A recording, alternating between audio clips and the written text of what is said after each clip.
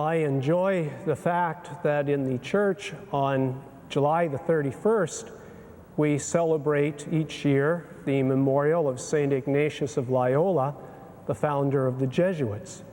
And the next day, the first day of August, we celebrate the memorial of Alphonsus Liguori, the founder of the Redemptorists.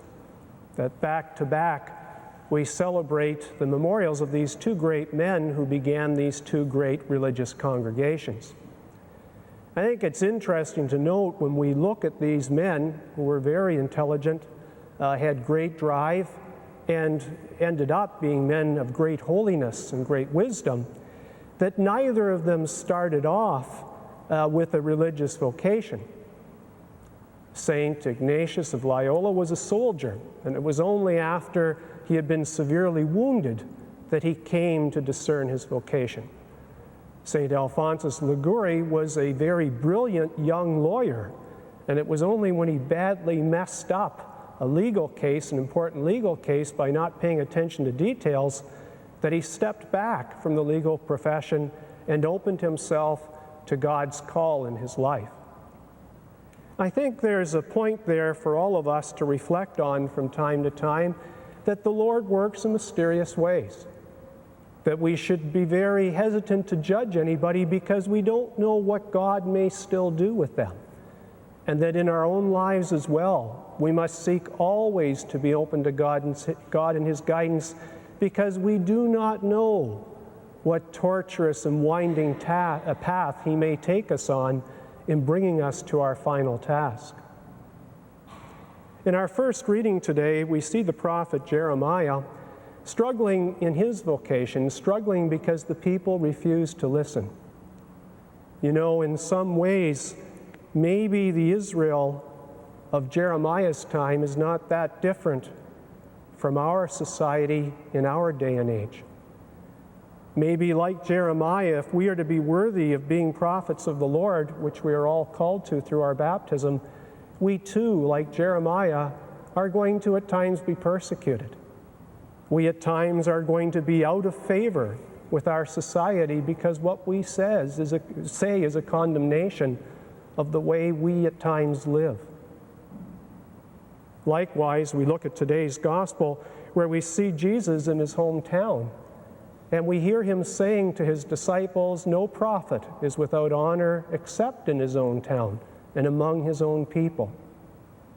If we are to be faithful to the Lord, there will be times when others will not be able to accept that God's message can come from us.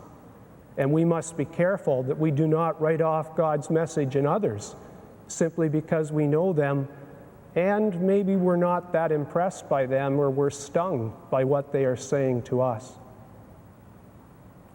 I recently received a letter from a person I have known for a long time, and she is struggling. She is having a difficult time in her life right now, dealing with many things.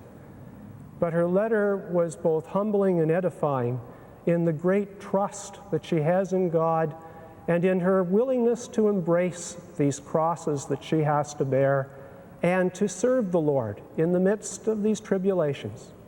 She says in her letter to me that she is putting God first, and He knows He will take care of everything else. Certainly we see that in the life of St. Ignatius and St. Alphonsus. We see it in the prophet Jeremiah, and we are inspired by them to do the same.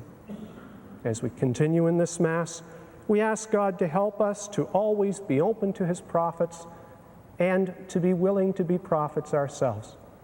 And we ask Him to give us the inspiration and the courage and strength that we need to serve Him well. God bless you.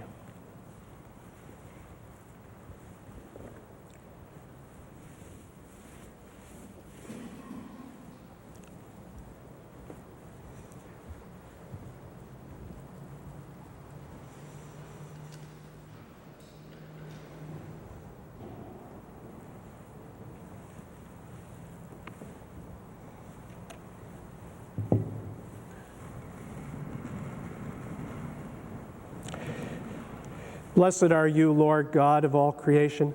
Through your goodness we have this bread to offer, which earth has given and human hands have made. It'll become for us the bread of life.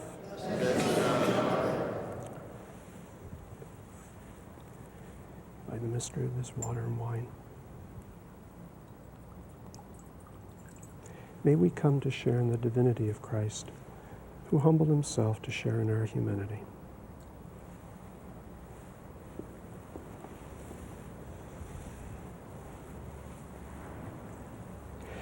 Blessed are you, Lord God of all creation. Through your goodness we have this wine to offer, fruit of the vine and work of human hands. It'll become for us our spiritual drink. To receive us, be pleased with the sacrifice we offer you with humble and contrite hearts. Lord, wash away my iniquity. Cleanse me from my sin.